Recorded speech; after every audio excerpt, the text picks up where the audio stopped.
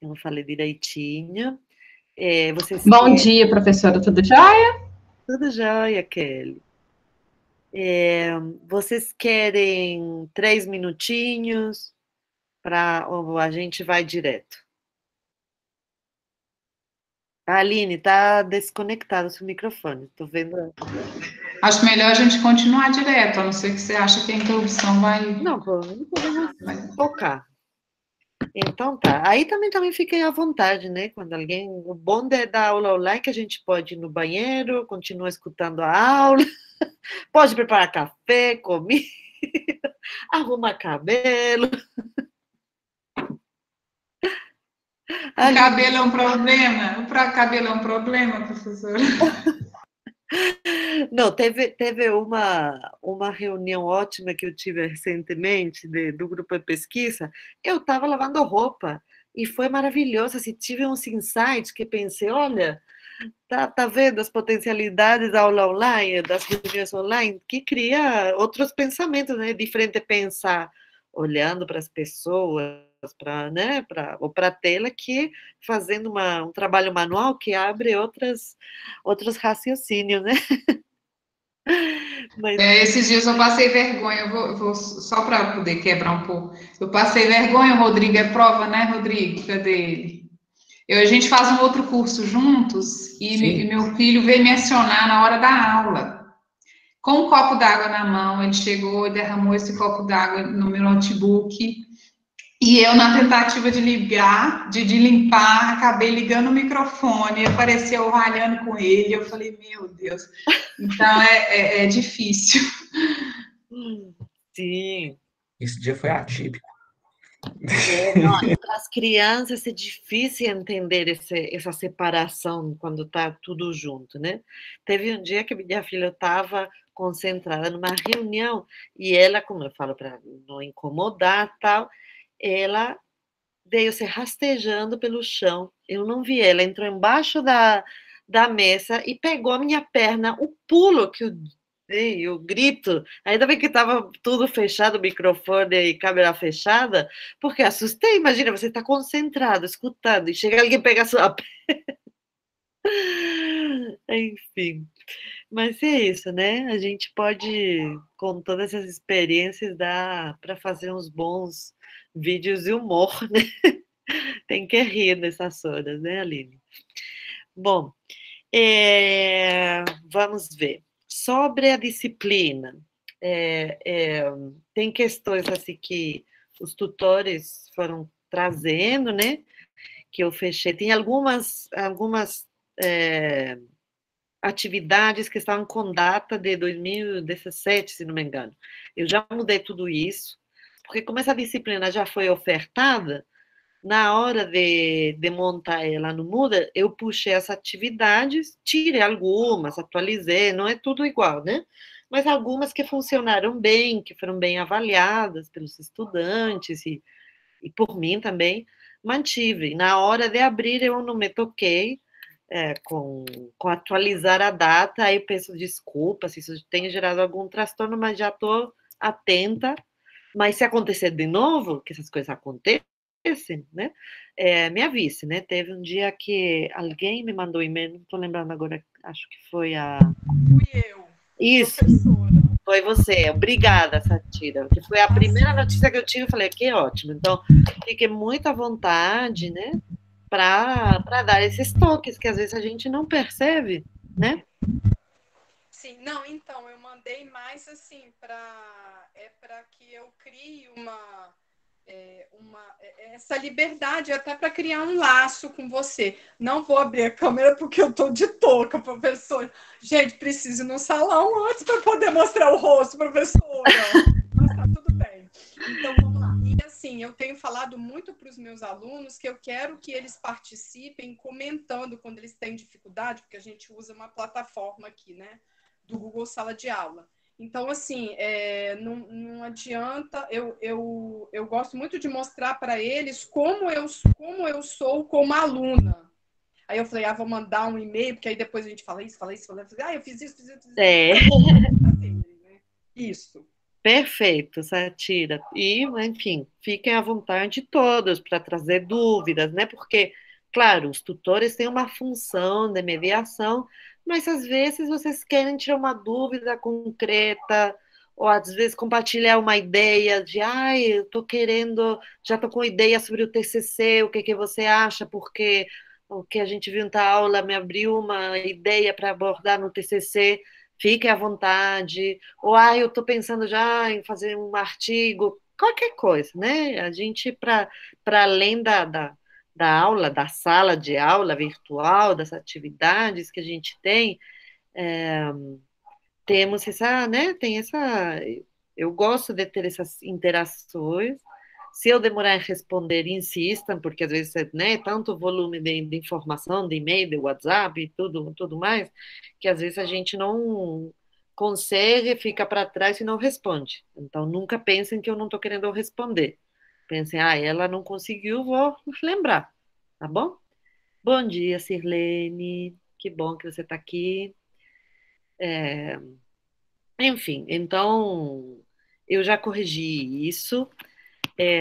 Bom, tivemos também uma reunião de coordenação junto com os tutores, a coordenação sobre a questão dos prazos, para eu entender como estava funcionando. Eu estava colocando prazos semanais, porque entendemos, né, se entende no curso como um todo, a importância de ir acompanhando o curso, né? Porém, eu observei, coloquei essa preocupação que muitas pessoas não tinham enviado, que tinha poucas atividades em relação com o número de inscritos, inclusive de participantes nessas aulas online. Então, falaram que tem essa autonomia, né, para flexibilizar, e, como eu sempre falo nas minhas aulas, para mim o importante não é passar, não passar, não é a nota, é o processo da aprendizagem, né? Então, o que eu quero é que vocês aprendam, eu também aprender, né? Tendo parte dessa lógica, essa perspectiva mais freiriana, né? De nós nos entendermos como educandos e educadores, né? De forma simultânea. Então, não quero que ninguém fique prejudicado por isso. Então, a proposta seguinte é ter esse compromisso pessoal, individual, de acompanhar as aulas, né? Semanalmente, as atividades, mas eu vou reabrir o prazo para quem não enviou, porque também super entendo também que, né, a maioria de vocês estão trabalhando, dando aula com carga de trabalho, carga doméstica, né? Muitas mães, pais, a questão, né? Essa pandemia também tem horas que nos deixa com dificuldade de resolver questões, né? De coisas que antes a gente conseguia fazer bem, tem outra dimensão, né? Tá uma loucura que ele está falando. Tá para todos, né? Então, acho que o mais importante é vocês fazerem o curso, mas não deixem para o final tudo, né? Vão fazendo essas atividades. Eu tento fazer, eu queria também ter um retorno, né? De como estão as atividades. Tento, por exemplo, agora essa semana mandei um texto que ele é muito legal. Eu acho que vale muito a pena ler ele inteiro, mas eu orientei, foquem principalmente em tal e tal aspecto, porque às vezes alguém está com pressa, não consegue, então foca nessas partes, as páginas do texto, mas se puder, leia ele tudo, né? Eu tenho mandado bastante vídeo, na tutoria também me orientaram que os fóruns estão funcionando muito bem, então eu vou abrir alguns fóruns também para ter essas discussões. E queria ver também como essa questão de trabalho em grupo, se vocês estão fazendo ou não, como isso está, como isso está acontecendo e como vocês se sentem com isso, se está dando certo, não, vale a pena, que eu posso também mandar algum trabalho em grupo. Hein, professora, Satira, eu de novo, né? Eu acho, enquanto você estava falando, eu estava aqui pensando, ouvindo e pensando naquilo que você já tinha colocado lá como tarefa e naquilo que a gente já tinha vivido ao longo desse percurso do curso. Eu acho que é uma possibilidade, entendeu? De você fazer, de colocar isso no grupo. Eu acho uma boa. Tá. Outra questão que eu estava pensando agora, a partir da aula do professor Diego e dessas dificuldades que nós temos, todos os docentes. A gente estuda pra caramba, faz leituras, aprofunda, mas na hora de como que eu levo isso para a sala de aula? Como que eu trabalho isso com meus estudantes? Sempre um desafio. Aí eu estava, agora veio um insight de transformar algum trabalho que seja mais, que eu já tinha pensado, alguma produção de texto, de repente pensar em alguma produção de material, né? Um vídeo ou algum tipo de material que depois serva tanto para aprofundar na discussão que nós estamos tendo, é, tem essa, né, esse aprofundamento teórico, que precisa uma especialização, mas que de repente seja algum material que depois vocês podem usar em sala de aula depois, né? Eu acho que a gente tem que aproveitar o tempo que aquilo que a gente faz, tornar isso para facilitar a nossa vida também. Aqui, tá falando, trabalhos em grupo com muitas pessoas são complicados. Isso, pode ser trabalhos em grupos menores, né? Beleza. É, o Félix, esse negócio que você falou de aproveitar as atividades que já foram construídas, é uma boa também, assim, eu acho que eu mesmo estou fazendo isso direto, assim, estou reciclando várias coisas que eu estou fazendo aí no curso, Aham. às vezes eu adequo, né, não deixo igual, eu vou adaptando, mas é bom, assim, tem funcionado, porque às vezes você até dá outro rumo para uma atividade. Por exemplo, você pega uma atividade lá da geomorfologia lá, que a gente fez no começo do curso, às Uhum. vezes ele tem o potencial para ser também de meio ambiente. Claro. E aí vai indo, assim, aí é interessante isso aí que você falando, assim. Ah, que bom. Porque a gente está tendo que produzir conteúdo mais do que nunca, né? Nesse contexto da pandemia, ou buscar também. Pode ser trabalhos que sejam busca, como o último que eu mandei, né? Sim, Ini- Inicialmente eu ia mandar para vocês umas charges sobre os movimentos sociais. Não sei se vocês têm acompanhado. Eu ia mandar para vocês. Falei, não, vamos partir de outro ponto, que é a gente tem que estar treinando e trazendo essa relação com a mídia, de buscar, escolher e refletir sobre, né? Então, esse trabalho já vem com esse viés de poder produzir um material que vocês podem usar em sala de aula, que eu posso usar também, que todos, né? Porque eu pensei, se eu escolher as charges, eu vou escolher aquelas que eu gosto, que já tenho utilizado outras vezes e pronto. Mas se abrir essa possibilidade para todo mundo escolher, vamos ter a potencialidade de um grupo, agora tem 65, mas tem mais, né? De um grupo grande estar pesquisando e compartilhando esses materiais. Então, essa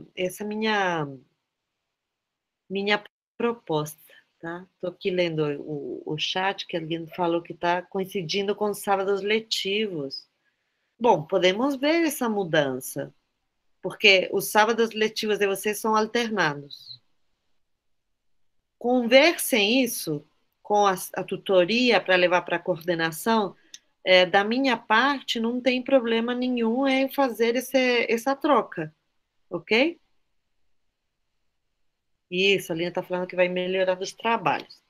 Enfim, bom, isso só para ver o andamento do curso, que acho que é importante ter esses retornos de vocês também, para ver se esse é o caminho, se faz um redirecionamento. A Marissa está falando, sim, professor, está complicado, perdi muitas aulas das duas disciplinas anteriores. O ano no estado voltou muito modificado com a burocracia que nos consome.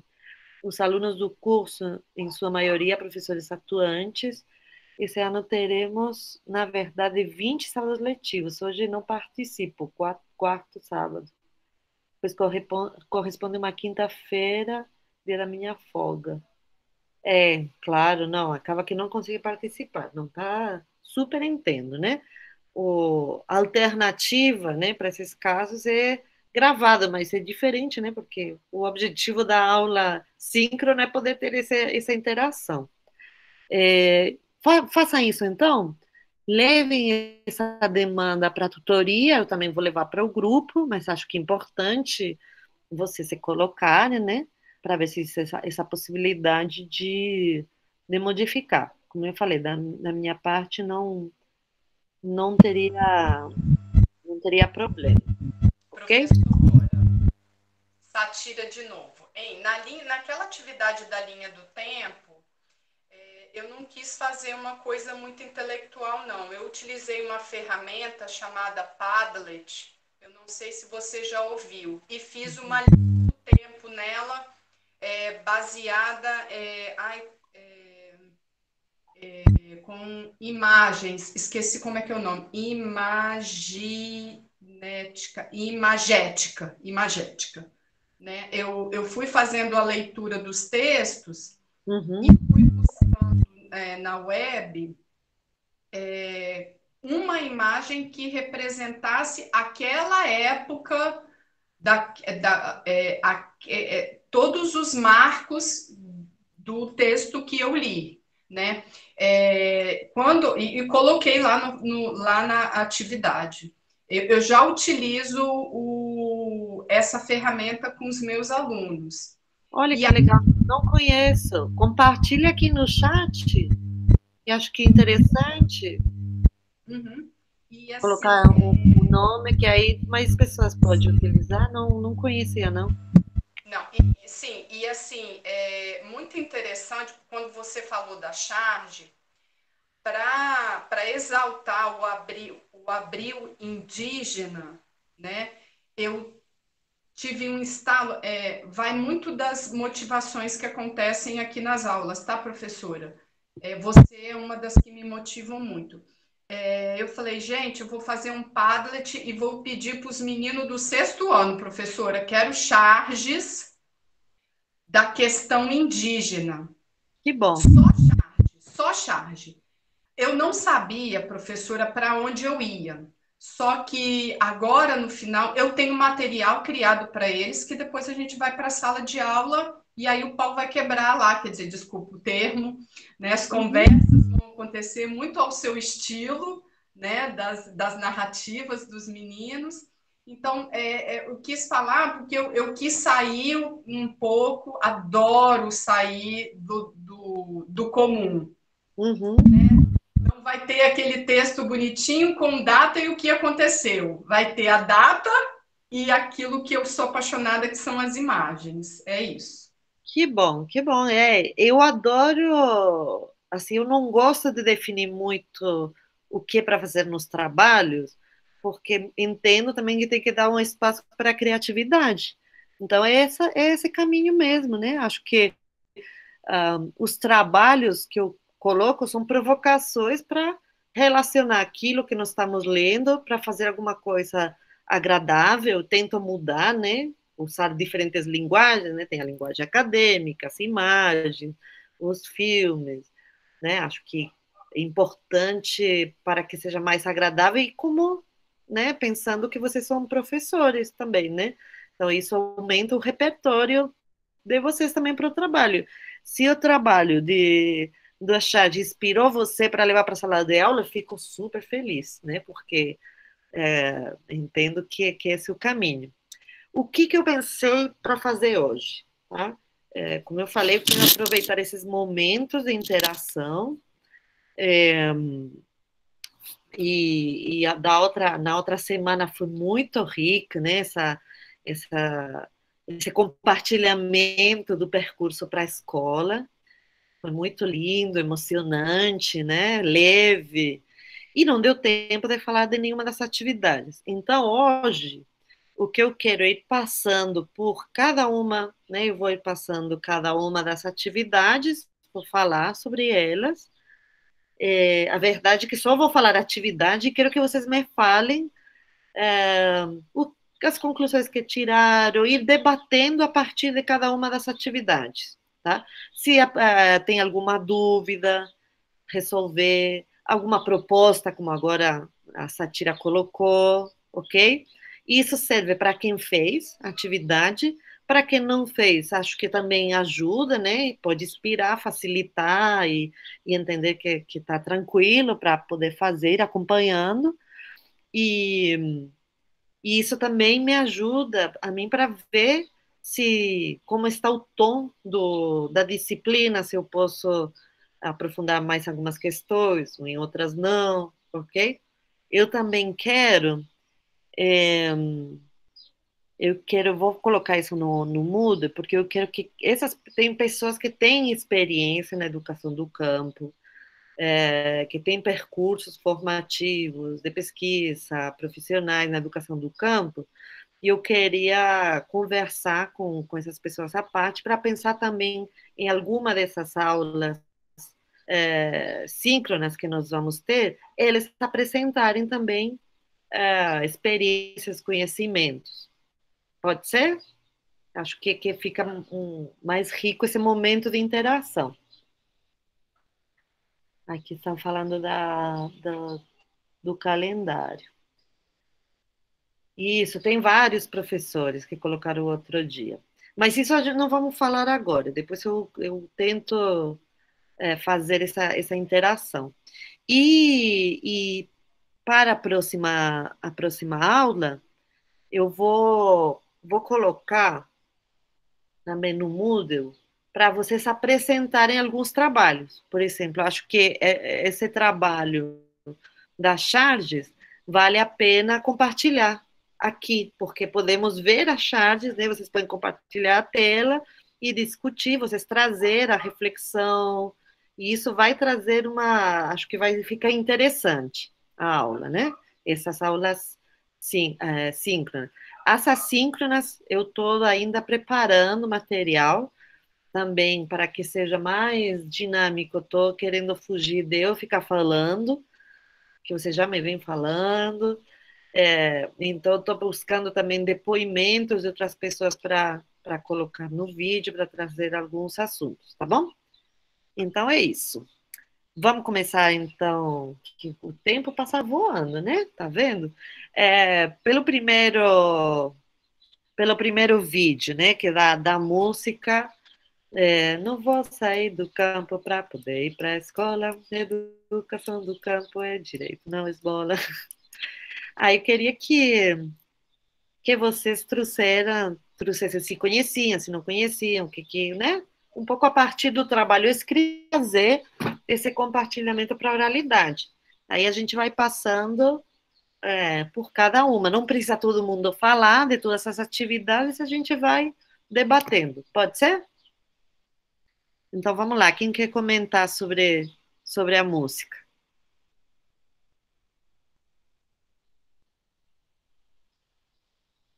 Ai, ninguém vai falar, gente? Então vou começar, professor, me mostrar presente, que é o que eu falo para os meus alunos, né? Para que eles entrem, comentem, para que o professor os vejam.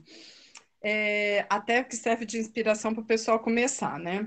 Não vou ficar deixando só essa fulana aí falar. Então, professora, não conhecia música, adorei, me senti muito sensível, assim, a primeira ideia que veio na minha cabeça, gente, eu tenho que levar isso para a escola, para os meninos verem isso, sabe? Mas como que eu vou fazer isso?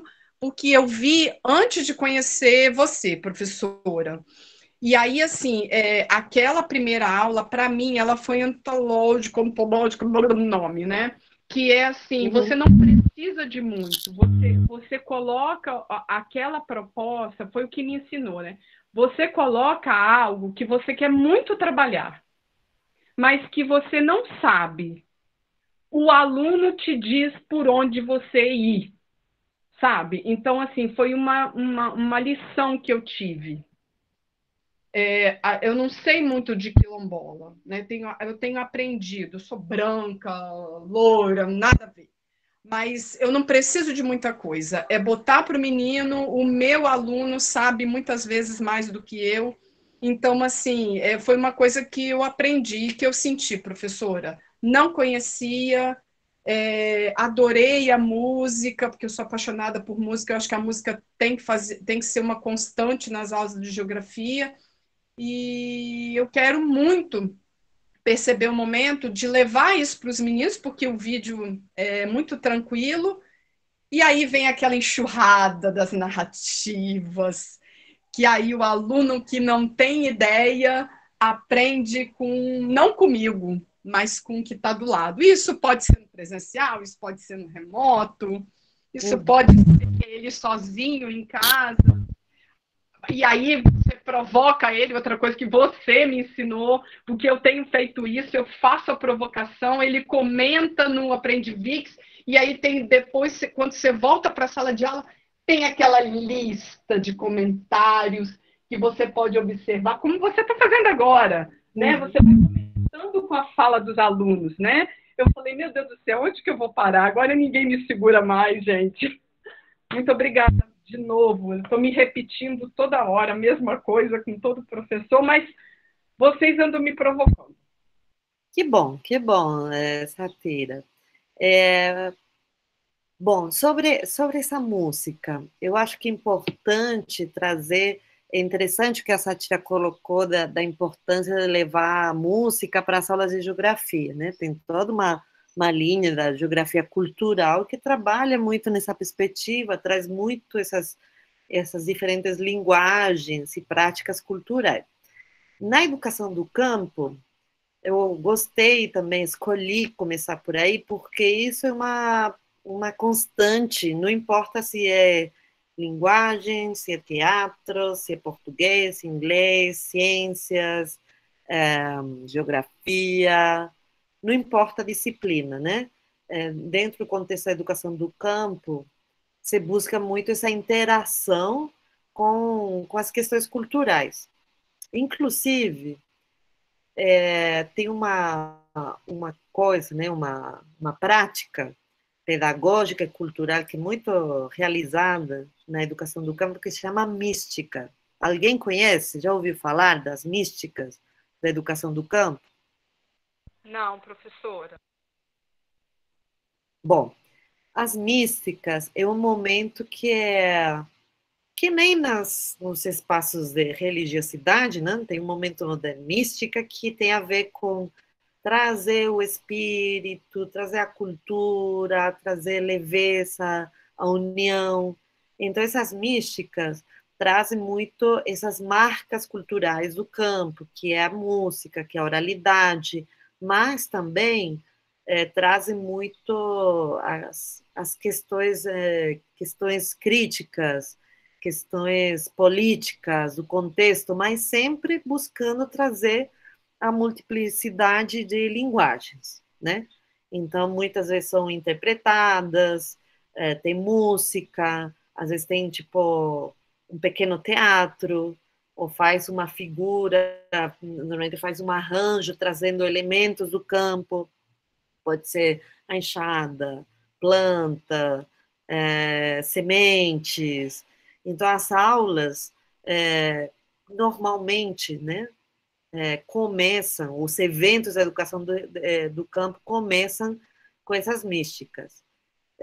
Nós, por exemplo, no curso de educação do campo, não é toda a aula, né, que começa com mística, mas os próprios estudantes organizam alguns dias da semana e todas as turmas da educação do campo se juntam num círculo, né, num grande círculo, e tem alguma performance, alguma música que tem a ver com a atualidade, que tem a ver com o que o grupo está percebendo, sentindo, precisando, e tem esses elementos que é a música, que é o tambor, que é as plantas, né?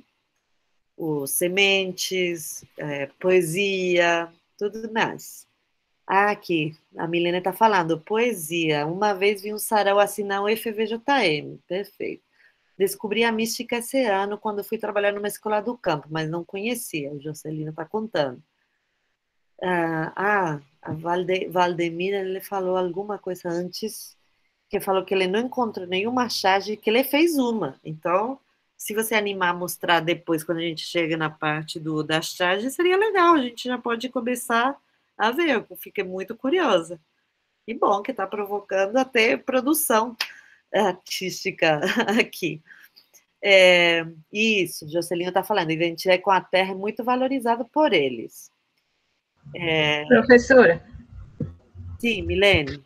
Aí eu depois gostaria, Igor vai falar que levantou a mãozinha. Pode falar, Milene. eu gostaria só de dar um pequeno relato aqui. Eu sou de comunidade tradicional, é um distrito de Diamantina. E aí, quando eu vi, tá me ouvindo? Sim, qual é o distrito de onde você Sopa, veio? distrito de Sopa, Ah, Diamantina. legal. Aí, quando eu vi essa frase, educação do campo é direito e não esmola, isso chama atenção para o debate, porque, como pessoa de comunidade tradicional, para estudar, eu tinha que sair daqui e enfrentar grandes problemáticas no caminho. Ia de ônibus, às vezes chovia, não dava para passar, essas coisas. Então, a gente trazer esse debate para a sala de aula é muito importante, porque o que eu vejo aqui na minha comunidade, também em tantas outras que às vezes eu frequento, é o seguinte: me parece que as pessoas, digamos, mais idosas, elas se sentem mais cômodas com a educação do jeito que está. Mesmo que não seja a educação que a gente precisa, tão sonhada, mas eu digo cômoda porque às vezes eu vejo elas dizerem assim: ah, mas está bom demais, porque antigamente nem escola a gente tinha. Então, quando a gente chamar esse debate, educação do campo é direito, não esmola, a gente tem que abrir os olhos dos meninos, por que educação é direito? E a gente não pode estar nesse comodismo. É só isso que eu queria falar. Nossa, Milene, muito, muito relevante sua fala. Eu até arrepiei. Porque realmente, assim, não só nas populações nas comunidades tradicionais, quilombolas, né, do campo. Eu entendo que todos os grupos chamados de minorias, mas que não são poucos, né?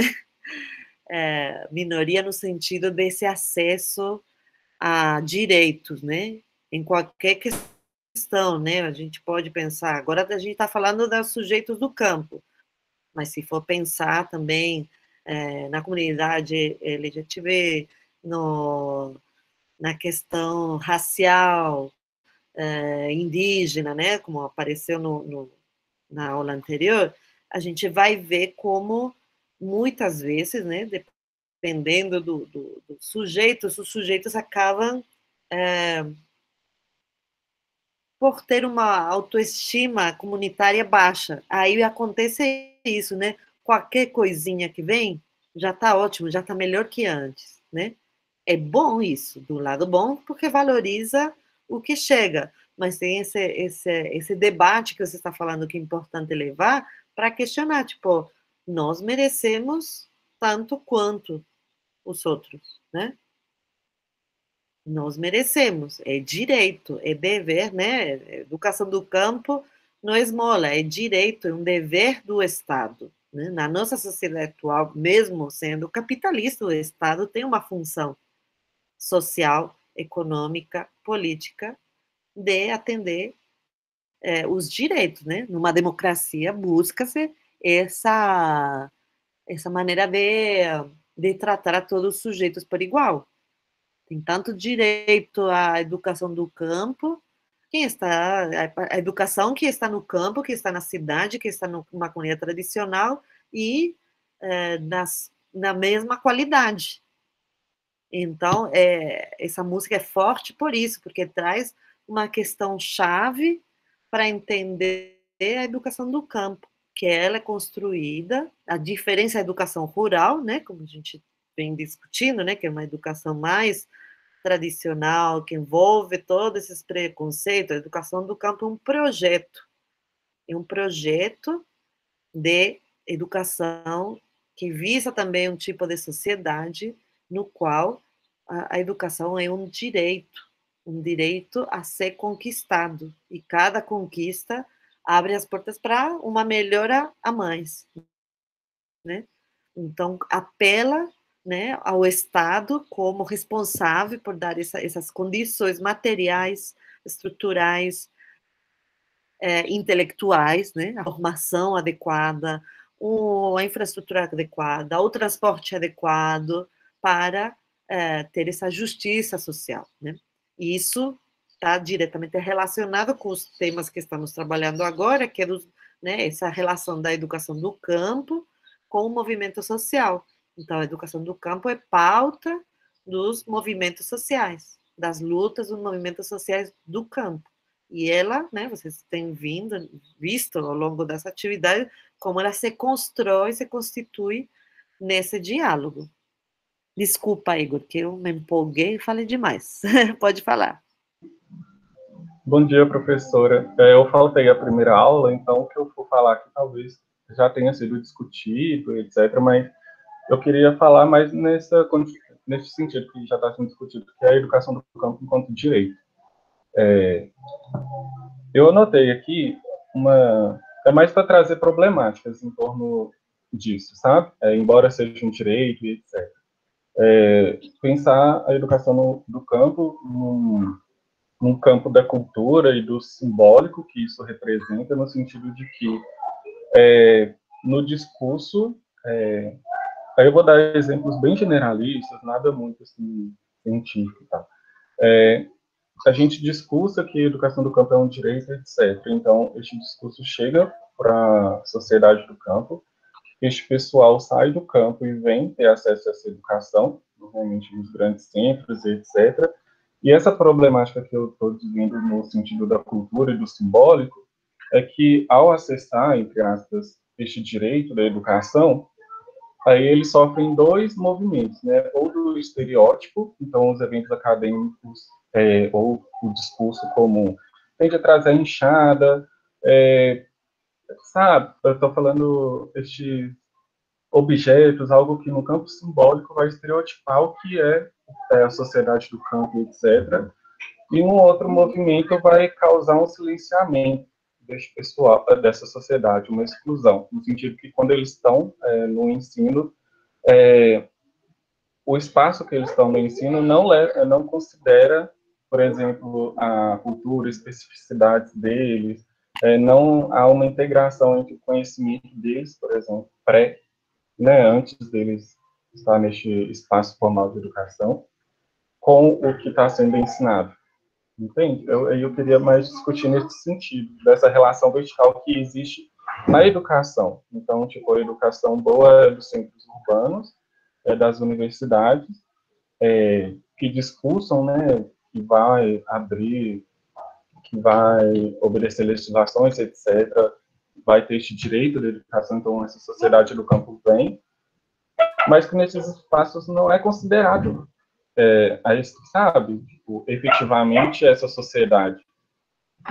Há uma exclusão, eles são formados, são discutidos outras questões, e eles são estereotipados ou sofrem esse silenciamento e voltam para o campo sem grandes assim, modificações.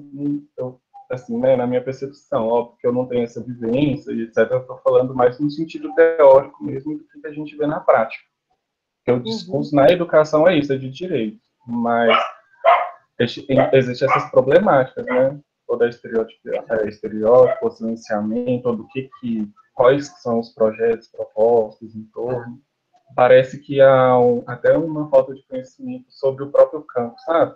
Fala de educação do campo, mas parece que as instituições, escolas e afins, quem discute isso na maioria das vezes, aí eu vou mais fazer um recorte tipo dos políticos que discutem isso, não tem esse entendimento, sabe, do que se trata de espaço, as configurações socioeconômicas, enfim. Aí eu queria mais pensar sobre isso. Muito, muito relevante, Igor. Inclusive, no finalzinho da aula, professor Diego, alguém, não lembro quem foi, colocou sobre esse campo. O que é esse campo?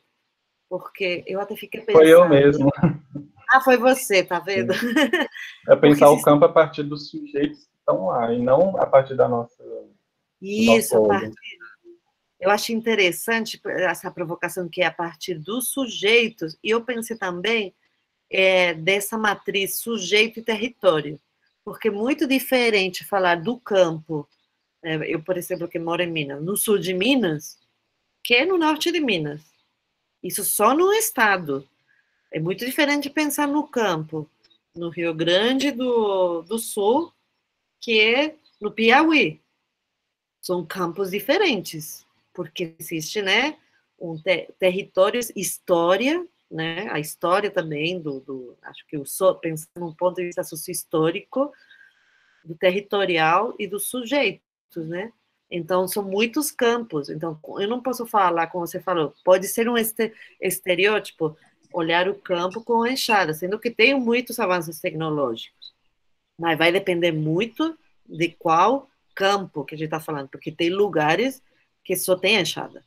Tem lugares que vai ter um monte de tecnologia, trator, tal, mas tem outros lugares que não, outros camponeses, né? Então, essa diversidade de campos é muito, muito importante, esse apontamento do Igor, de entender essa diversidade, biodiversidade, inclusive, ou geodiversidade também, de campos, e ter cuidado para não estereotipar, né?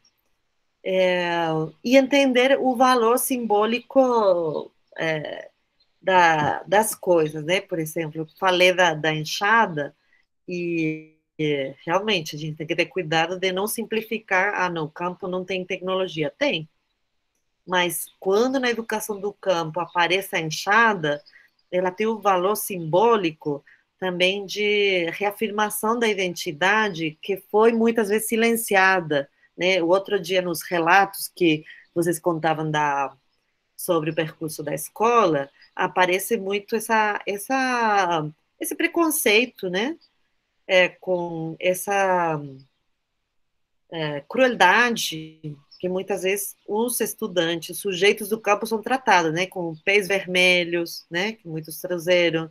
Muitos já escutaram, quem vem do campo, se você não vai estudar, vai ficar pegando a enxada.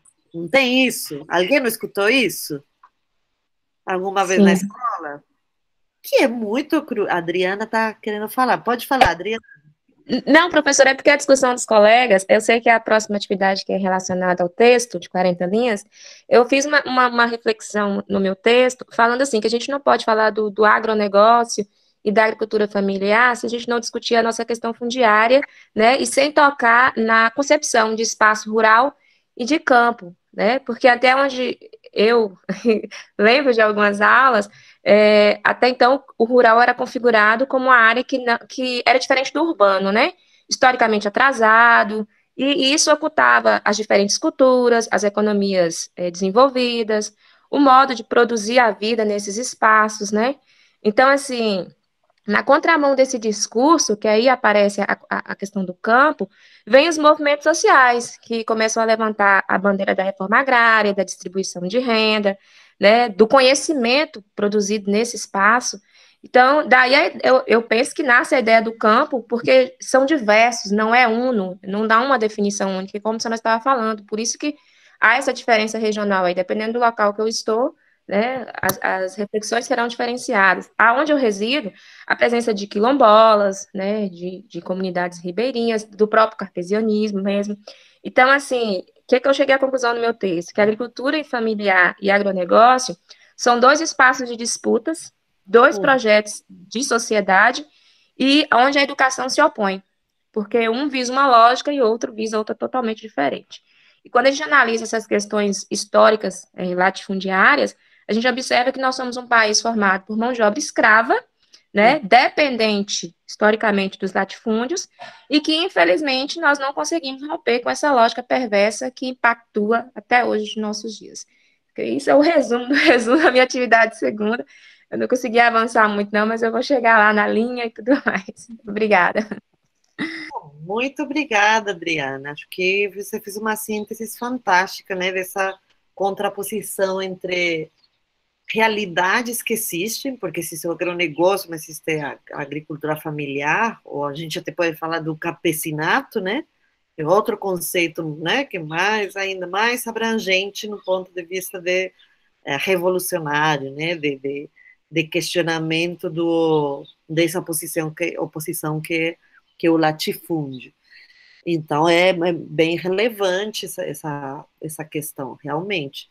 Se não houve uma reforma agrária no Brasil de raiz. Houve, né, tem algumas experiências, né, tem os movimentos, houve algumas, né, avanços, algumas conquistas, né, como a questão dos assentamentos, as ocupações, dos reconhecimentos de territórios quilombolas, indígenas, mas foi muito tímido, cada vez é mais restrito, né? E existem conflitos, assim, os conflitos não foram resolvidos, muitas vezes são colocados embaixo do tapete. Então, isso realmente é fundamental para entender. A educação do campo, aquela que foi institucionalizada, foi uma conquista, que era uma pauta de toda dessa luta, desse movimento por uma reforma agrária, que tem a ver com essa questão que você levantou. Vou ler alguns depoimentos que estão aqui no chat, que acho que é importante, né, que não está conseguindo falar, vai estar escrevendo para trazer para o grupo, né? Exatamente, a Milene. Exatamente, eu saí do distrito para estudar em Diamantina, eu e meus outros colegas fomos chamados de pé vermelho, da roça, o povo sem tecnologia, que o distrito não estava nem no mapa. E isso, em vez de uma educação que me ajudasse, me silenciou. Só consegui quebrar esse gelo anos depois, já na universidade. Depois de ver muitas aulas com temáticas sobre patrimônio e identidade. É isso mesmo, Milene. Como eu falei, eu acho que existe uma crueldade e que é uma reprodução social, né, dessa história, dessas questões que a Adriana também colocou, né, como historicamente esse espaço rural, esse espaço do campo, se conforma. A gente tem que olhar para a história para entender e para mudar isso, e entender a responsabilidade que nós, como professores, temos, seja atuando no campo ou não, para não reproduzir essa configuração de relações humanas que acaba sendo cruel sobre os territórios e sobre as pessoas, né? Até como o relato da Milene está trazendo. E voltando, né, para a enxada, como ela acaba sendo um símbolo de falar, não, a gente usa a enxada sim, nós somos do campo e não tem problema nenhum, tem orgulho de ser camponês.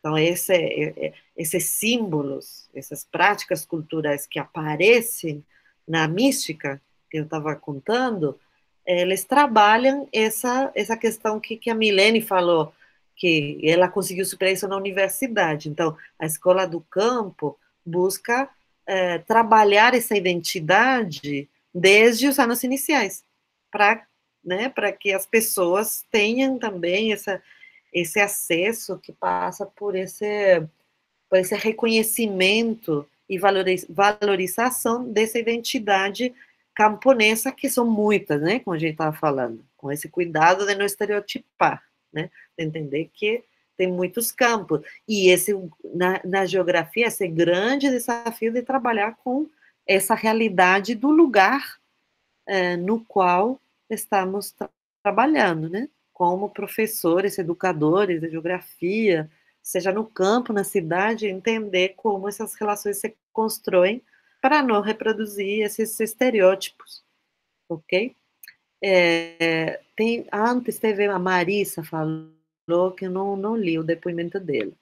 Professora Ofélia, infelizmente meu computador está com o microfone e câmera travados. Lecionei 1 ano e meio em uma escola rural, em área de plantação de café. Não tenho formação em educação rural, mas a maioria das professoras e professores do lugar eram pequenos produtores. Com eles aprendi um novo jeito de atuar. Foi muito bacana. E como lecionei Geografia e Sociologia, criamos, alunos e eu, um planejamento de curso compartilhado. A música me fez voltar aos locais onde trabalhei nesse tempo. Olha que bacana.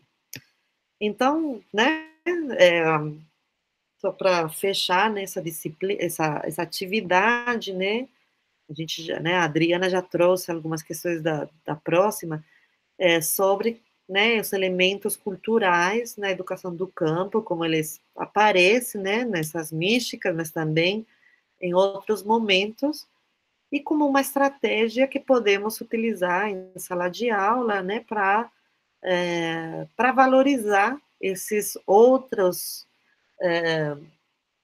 linguagens, outras práticas culturais, e que fazem parte também dessa unidade como um todo que é o Brasil, né? Nessa relação cidade-campo, né?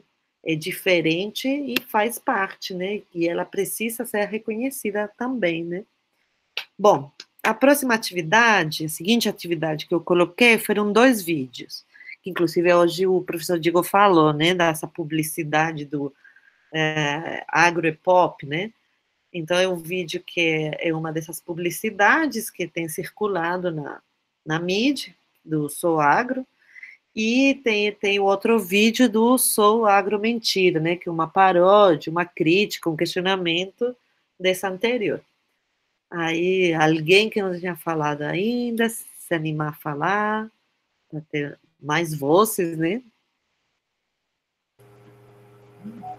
Bom dia, professora. Eu gostaria de fazer um relato, né?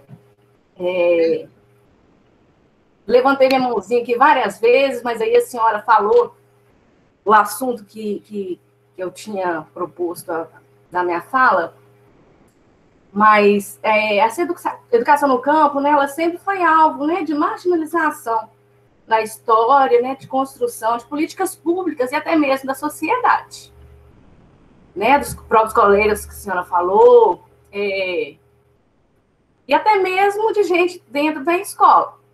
Eu assistindo uns vídeos, a minha sobrinha chegou aqui, eu falei, Michele, vem cá, você assistir isso aqui. Ela falou, não, professora, ô tia, isso aí é o que a gente passava. Muitas das vezes a gente acordava, ainda estava à noite. E realmente, né, eles iam até uma estrada e chegavam esse ônibus, né, da prefeitura para buscá-los. E eles tinham que acordar 4 horas e meia da manhã, né, e esse ônibus passava antes das 6 horas.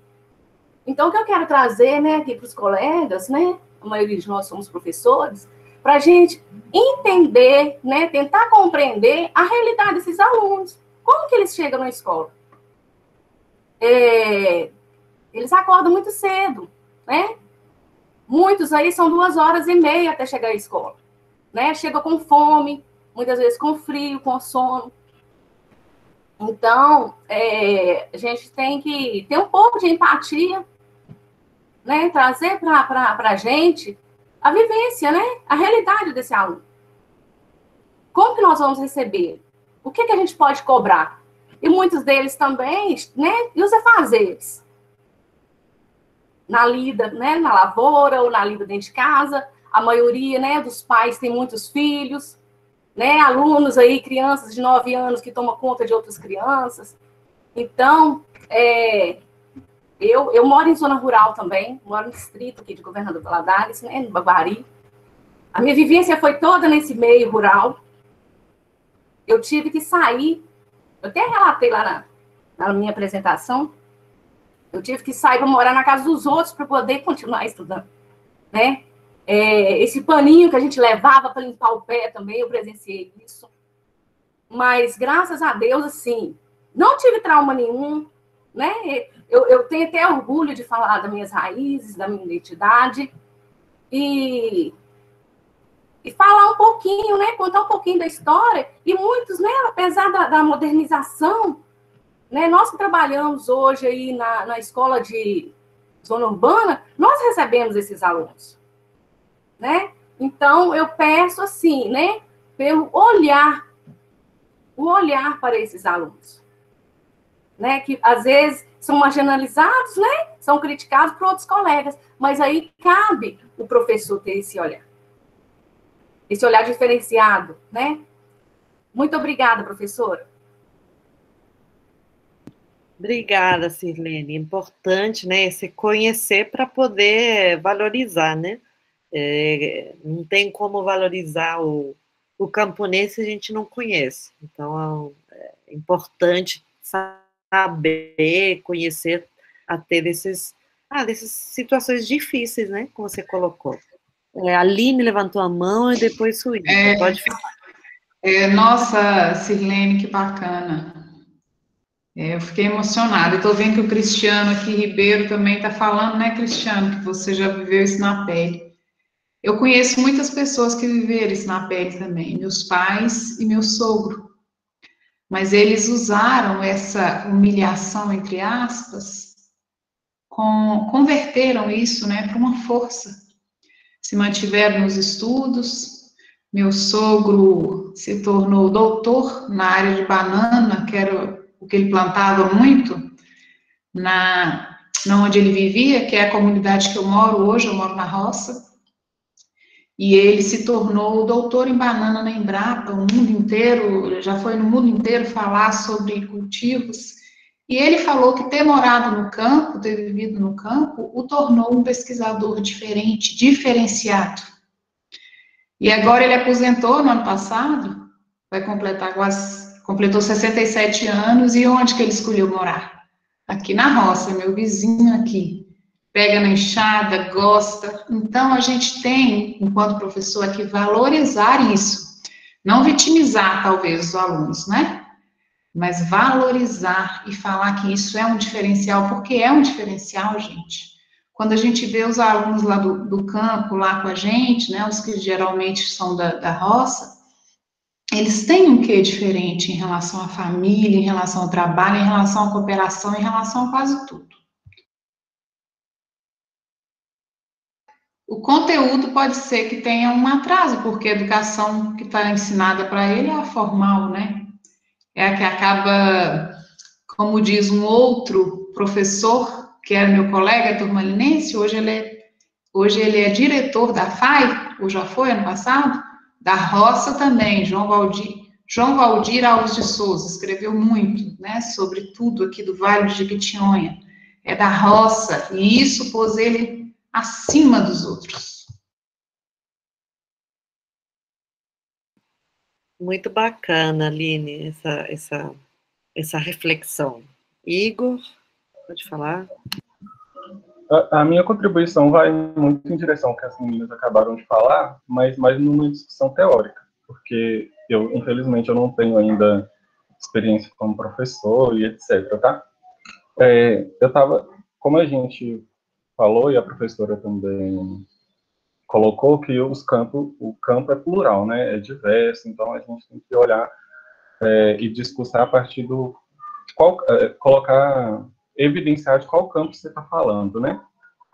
Mas, numa discussão geral, eu queria ver com a professora e com os colegas de pensar a relação do Estado com este campo, com essa sociedade do campo.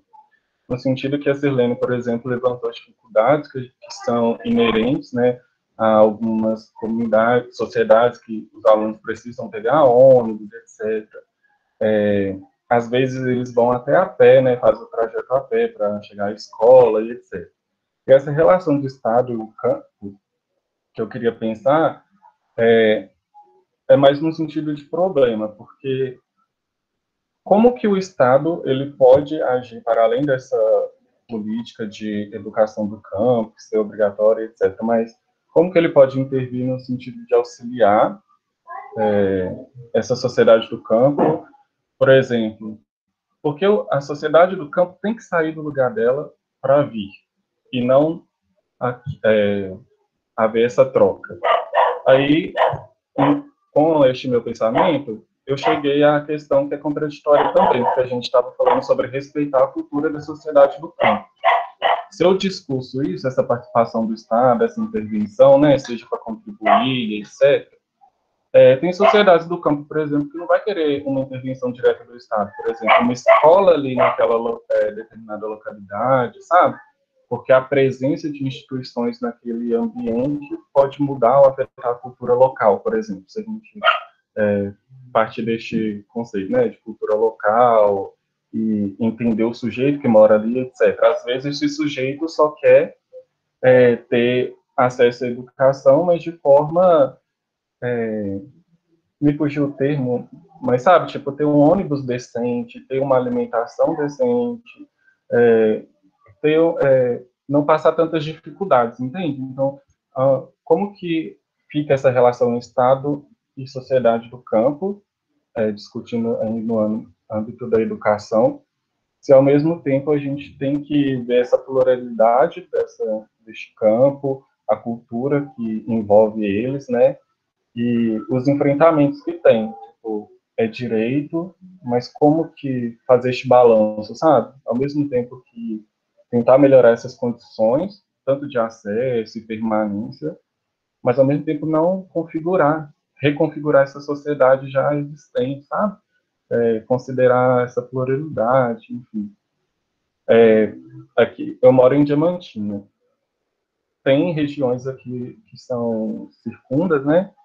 Que, por exemplo, talvez uma intervenção direta do Estado, no sentido de uma construção de escola, ou de levar os professores até lá e não de trazer os alunos para cá, fazer este trânsito, né, de grupos, talvez funcionasse, mas para outra sociedade do campo não funcionaria, porque esse pessoal não quer nada assim muito que interfira diretamente lá, mas eles querem ter um acesso digno de locomoção, de acesso à educação, enfim. Eu não sei se ficou muito confuso, mas seria isso, estes dois pilares, Estado e educação do campo, sabe? Estes campos. Vários. Não, obrigada, Igor. Acho que você trouxe várias questões, né? Porque acho que tem essa questão da visibilidade, né? Fala que só existe quem é visto, né? Então, o campo muitas vezes é invisibilizado. Então, é importante essa visão de que existe, né?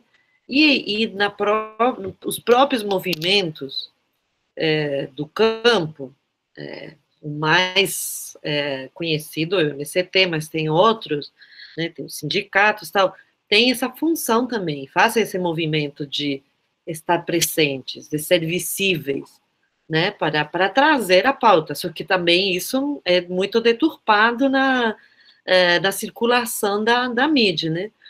Tem trabalhos interessantes de como é visto o MCT, aí você vai ver como a mídia coloca uma imagem de violência, né, de vandalismo, coloca como se fosse o inimigo, né? Esse movimento social que tem uma importância tremenda, assim como outros movimentos sociais, né? Para trazer essa visibilidade, trazer essa pauta, né? Por isso essa importância do movimento social para trazer a pauta para o Estado, para colocar esse direito.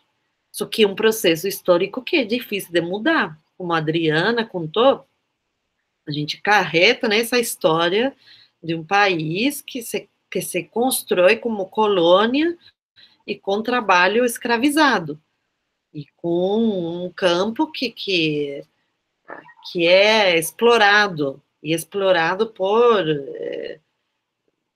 antes de chegar ao capitalismo, né, brutal, já existia uma relação muito desigual, era um campo explorado por os fazendeiros, que eram poucas pessoas, que concentravam muito território, né, que chegaram e se apropriaram desse território, que eram territórios indígenas, né, nesse processo de colonização. Então, mudar isso é um trabalho de luta, de constância, de formiga.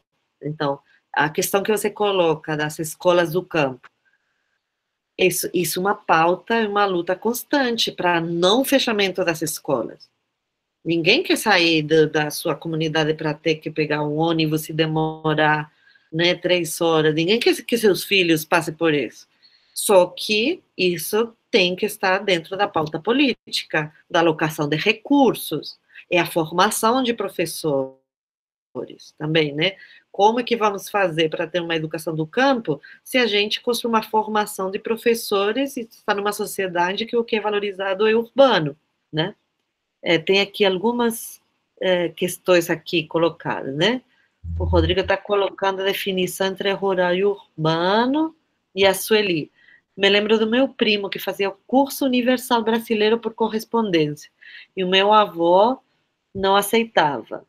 Hoje, graças à coragem e persistência, ele é um professor de matemática, e acho que bem realizado. Então, Rodrigo... Não, professor, estou comentando porque tem o... você levantou a mão, desculpa, pode falar. Porque tem os conceitos básicos, né, de rural, urbano e tal, mas o primário, até o primário também é complexo, né, de falar assim. Tem a ver com quantidade de pessoas por metro quadrado dentro de áreas diferentes. Então, assim, até esse conceito primário já é meio confuso, assim, sabe? Confuso. Vai falar de... Aí tem o ruro urbano também, que é a transição entre o rural e o urbano, que certos espaços rurais vão se... O modo de vida urbano vai chegando, às vezes você não vai ver lá um shopping center, mas você vai ver um rapaz de boné escutando um rap, sabe? A cultura ela tem uma velocidade maior do que a materialidade das construções. Mas o contrário não acontece com tanta facilidade, que é o modo de vida rural, o estilo de vida rural, a cultura rural, cultura que eu falo assim, esse modo de plantar, o tempo, né? Ele não consegue transpor essa linha do rural e chegar no urbano. Às vezes você tem umas ilhas rurais dentro do espaço urbano também. Tipo em BH, quando você vai mais para o aglomerado da Serra, a região mais assim, maior, né? O tempo lá de construção, de vida, também é diferente dos lugares que são considerados mais construídos, né? As áreas é urbanizado, mas um tempo que conversa com o rural. E diferente do tempo que não é do aglomerado, que já é uma coisa mais rápida, mais fluida. Então, esse conceito básico de rural e urbano, eu não sei também se ele atende a muitas coisas, sabe? Eu não sei falar isso para você, não. Mas tem esse tal de rural urbano também, que pode ter um potencial também, né? Nossa, Rodrigo, muito bacana essa colocação, porque eu acho assim, na academia, né, nas ciências, a gente tem essa tendência a definir, a delimitar. Só que a vida não nasce em caixinha. A diversidade está aí. E como você falou, isso muda no tempo, no espaço. A gente está falando de muitos campos, mas também o que é essa dicotomia entre campo e cidade?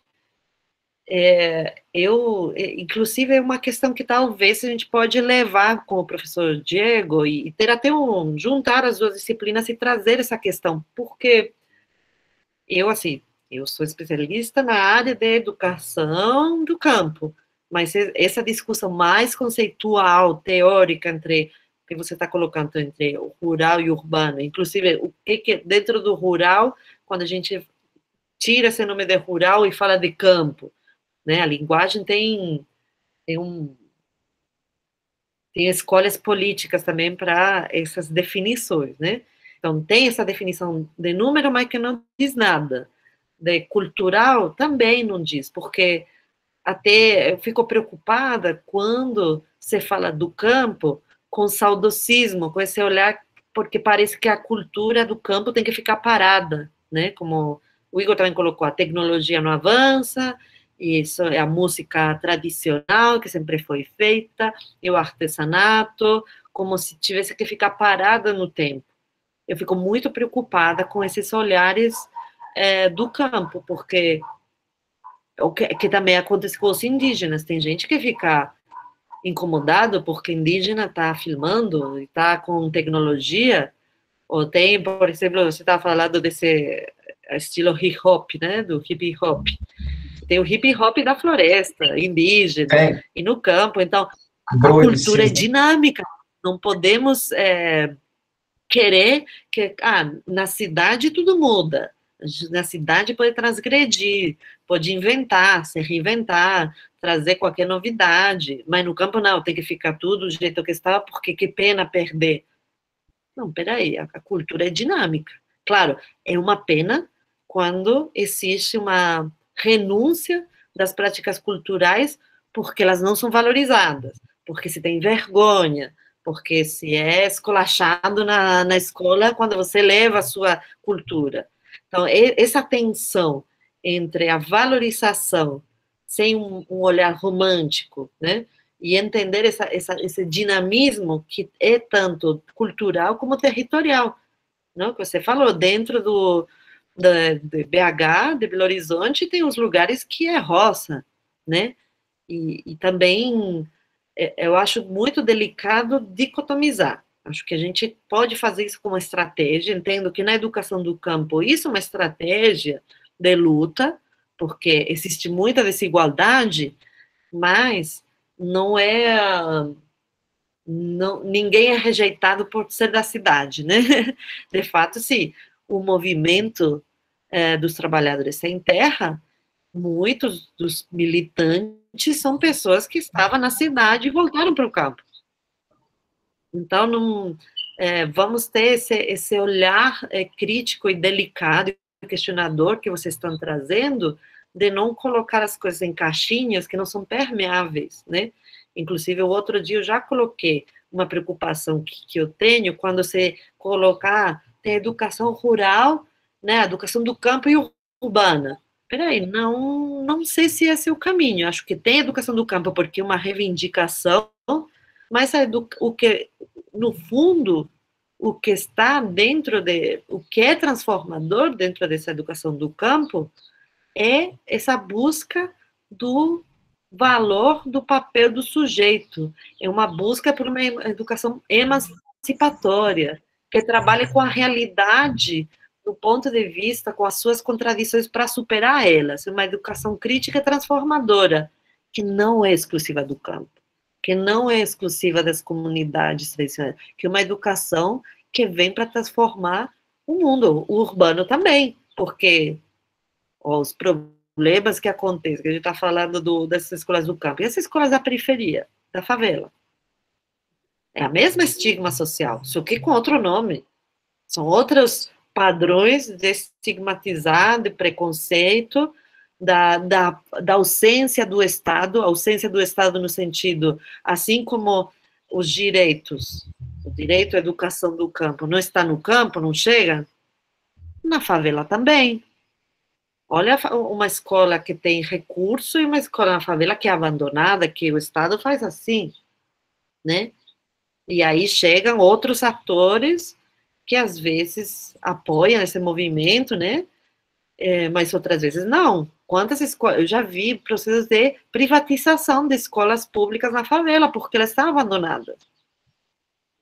Será que esse é o caminho? Será que não existe um problema que é comum entre essas escolas urbanas e do campo? Claro, tem especificidades. Como a gente está falando que tem muitos campos, também tem muitas escolas urbanas. Então, acho que a questão está mais na base, né? E nós vamos ir aprofundando isso na disciplina, que nós vamos ir trazendo essa questão da educação contextualizada, da perspectiva freiriana, que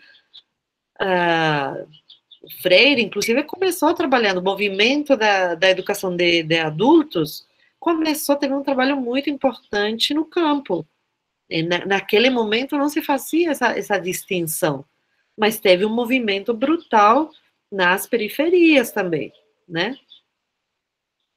O movimento de acesso à educação é global, não é exclusivo do campo, da cidade, só que como movimento social, né? Os movimentos do campo se reafirmam e se constituem para levar umas pautas específicas.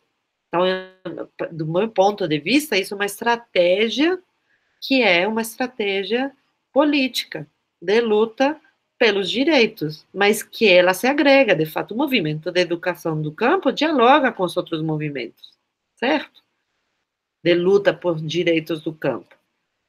Então, não é para fazer uma coisa, não é uma competição, não é uma dicotomia. A dicotomia está posta porque eu divido e vencerá. Essa dicotomia está posta, o próprio sistema capitalista cria essas dicotomias, mas cabe buscar estratégias para superar essas questões. Eu já estou inspirada falando mais a Aline com a mãozinha levantada. Desculpa, Aline. Pode falar. Não, foi, eu cliquei sem querer. Ah, o Igor colocou, existe uma disputa de projetos políticos sobre o meio rural e urbano. Isso, e também uma temporalidade distinta. Uma sociedade que, às vezes, se localiza no tempo e espaço a partir da plantação, colheita, fins. Diferente do urbano. Isso, se localiza diferente. Tem características diferentes. E é tão importante trabalhar com as características da escola do campo, como se nós estamos trabalhando na periferia, tem que trabalhar com essas características, porque existem também umas práticas culturais, existe uma realidade, existe um contexto socioeconômico, político, umas opressões que são diferentes. Na base, todas estão interligadas, né? O Paulo César. Nesse contexto de pandemia, tanto áreas urbanas como rurais estão sentindo um impacto enorme com o acesso à internet. Perfeito, Paulo. Não é exclusivo do campo o acesso. O acesso à tecnologia e internet não só é territorial, é principalmente, fundamentalmente, econômico. Porque a fazenda que aparece na publicidade de agroepop tem acesso à internet, tem acesso à tecnologia. Se a fazenda tem pessoas que moram no campo que têm acesso. Por quê? Porque existe um problema que é econômico e que é político, né? Porque, claro, se como sujeito, de forma privada, você não consegue ter acesso a essa estrutura, o Estado tem essa função de equilibrar, de fazer essa regulação para todos terem um acesso justo, né? Equitativo. Igor, Paulo, seria legal conversar sobre os impactos da pandemia sobre a educação do campo. Olha, muita boa ideia. Não tinha pensado, vou colocar aqui.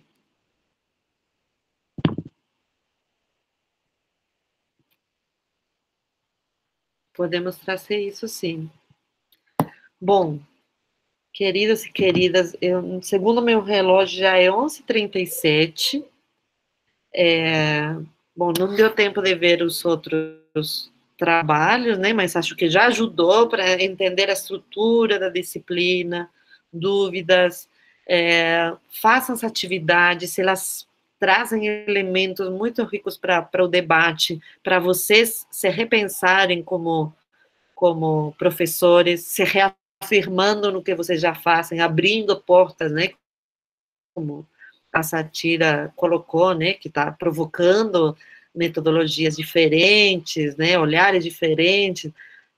Eu, assim, espero que a disciplina provoque isso, tanto esse trabalho acadêmico, que envolve uma especialização, mas sendo uma especialização em educação, e que envolve formação de professores, eu fico muito feliz que isso permeie nas práticas de vocês, e vocês sintam-se muito à vontade em trazer essas experiências, né, porque são pessoais, que são profissionais. Então, acho que por hoje paramos por aqui. Na próxima aula síncrona, eu quero que vocês apresentem suas charges, trazendo as sínteses que vocês tenham feito, né? Sínteses, né? Não falo só da síntese textual escrita, mas sim das reflexões que vocês vêm trazendo e que é muito importante para o coletivo de estudantes, para mim também, né? Como fazendo parte desse coletivo. Satira, depois você compartilha aquele programa, aplicativo que você usou para fazer a linha do tempo, pode ajudar outros colegas, se alguém tem também ideias, pode compartilhar. Assista o vídeo do professor Brandão, é muito curto, o professor Brandão é uma pessoa muito interessante, um acadêmico e pessoa, eu tive a sorte de conhecer ele pessoalmente, ele veio uma vez aqui na UFVJM, e foi um protagonista, né, desses movimentos da educação de jovens e adultos, da educação popular, antropólogo também, A fala dele é curtinha, mas acho que bem inspiradora. O vídeo da professora Molina, que traz só todo esse histórico das políticas públicas, acho que ajuda, né? Depois desse debate vai, para quem não assistiu ainda, vai abrir algumas janelas e ajudar a compreender. E o último texto que eu mandei, eu reli o texto esses dias, e é muito bom voltar às leituras, que ainda gostei mais. Eu lembro que a primeira vez que eu li, achei muito interessante, acho que traz uma síntese sobre o que é movimento social, como são os movimentos sociais na América Latina. Tudo bem que é de 2011, mas ainda ele é atual, claro, muitas coisas têm mudado, mas esse texto foi muito atual na época, então ainda é atual hoje, contemporâneo, e traz uma reflexão muito interessante sobre essa relação da educação com o movimento social, que é fundamental para entender a educação do campo, assim como essa reflexão sobre a educação popular, que é fundante na educação do campo. E vou abrir essas atividades para vocês poderem concluir, quem não fez ainda, preparar novas atividades, incluir essa ideia dos fóruns, de pensar que os trabalhos que vocês façam sejam úteis para o trabalho de vocês, e essa possibilidade de pensar um trabalho em grupo nas próximas semanas, em grupos pequenos, né, que vocês colocaram. Muito obrigada, aula maravilhosa, também concordo. Obrigada pela participação de todos e todas, e tenham um lindo final de semana, tá bom? Abraço grande para todos nós. Tchau, tchau, queridos e queridas.